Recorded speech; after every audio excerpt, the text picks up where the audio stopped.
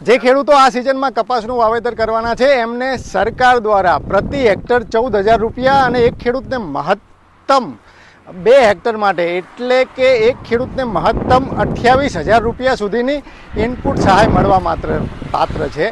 આ માટે સરકારે ખાસ કપાસ ક્રાંતિ યોજના અમલી કરી છે। આ જે યોજના છે એ આમ તો કેન્દ્ર સરકારની છે, પણ ગુજરાતના 21 જિલ્લામાં આ યોજના અમલી થવાની છે। 21 જિલ્લાના 1 લાખ હેક્ટરથી વધુ જમીનમાં જે કપાસનું વાવેતર થશે એના માટે આ સહાય જે છે એ મળવાપાત્ર છે। આના માટે આપણે આઈ ખેડૂતમાં અરજી કરવાની છે। ગુજરાતમાં કપાસ ક્રાંતિ મિશન માટે સરકાર 134 કરોડ રૂપિયા વાપરવાની છે। તો આ કપાસ ક્રાંતિ મિશન શું છે, એનાથી તમને કેવી રીતે સહાય મળી શકશે, શું સહાય મળી શકશે, એના નિયમો શું છે, એ આપણે સરળતાથી સમજવાનો પ્રયાસ આ વિડીયોમાં કરીશું। પ્રસ્તુત કરતા કૃષિ પ્રગતિ, ગુજરાત સરકારની ખેડૂતો માટેની ઓફિશિયલ મોબાઈલ એપ। કપાસ ક્રાંતિ મિશન અંગે ગુજરાત સરકારના કૃષિ વિભાગે જે ઓફિશિયલ પ્રેસ રિલીઝ જાહેર કરી છે એ મારા હાથમાં છે।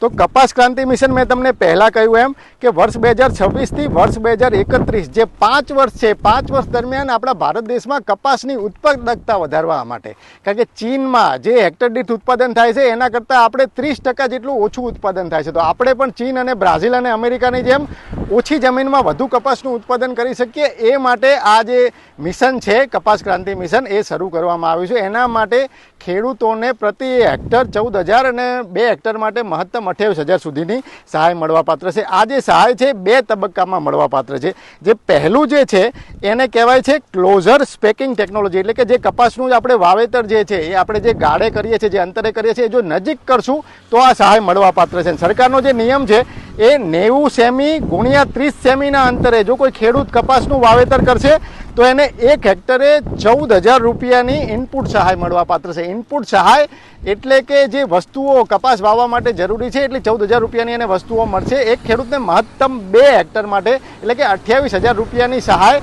જો એ ઓછા અંતરે કપાસનું વાવેતર કરશે 90 ગુણ્યા 30 સેમી અંતરામાં આપેલું છે। જે બીજો જે પ્રકાર છે એ ઇન્ટિગ્રેટેડ ક્રોપ મેનેજમેન્ટ છે, એટલે કે સંકલિત પાક વ્યવસ્થાપન। એમાં જે અંતર છે એ થોડું વધારવામાં આવ્યું છે। 90 સેમી ગુણ્યા 60 સેમીના અંતરે આપણે વાવેતર કરવાનું છે, પણ એમાં સંકલિત વાવેતર પદ્ધતિ એટલે કે જે વાવેતરના સમયથી જ આપણે રોગ જીવાતનું નિયંત્રણ કરવા માટેની જે સરકારની પદ્ધતિ છે એ આપણે અમલી કરવાની છે। એના માટે આપણને પ્રતિ હેક્ટર 7,500 રૂપિયા અને એક ખેડૂતને મહત્તમ 2 હેક્ટર એટલે કે એક ખેડૂતને મહત્તમ 15,000 રૂપિયા સુધીની જે સહાય છે એ મળવાપાત્ર છે। અને આ મિશન જે છે એના અંતર્ગત જે ગુજરાત સરકાર, કેન્દ્ર સરકાર દ્વારા જે પ્રમાણિત જાતો છે એનું આપણે વાવેતર કરવાનું છે। અને એની સાથે જે સરકારના બીજા જે નિયમો છે તો આપણે આઈ ખેડૂતમાં અરજી કરવાની રહેશે।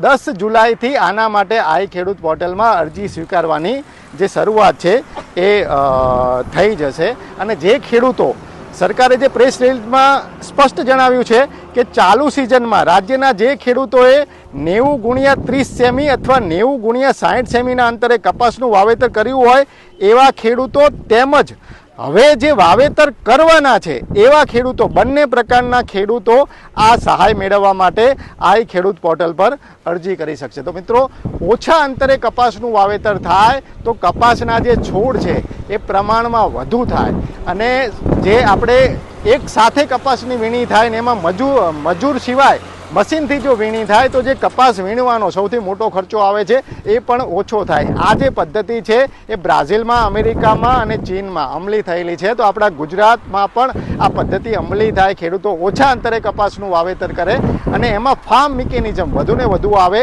એ માટે હવે ખેડૂતોને પ્રોત્સાહિત કરવામાં આવી રહ્યા છે। તો આ વિડીયો અંગેના તમારા અભિપ્રાય મને કોમેન્ટમાં જણાવજો। હાલ બસ આટલું જ, ફરી ઝડપથી મળીશું નવા વિષય સાથે। જોડાયેલા રહો એગ્રી સાયન્સ સાથે। જય કિસાન।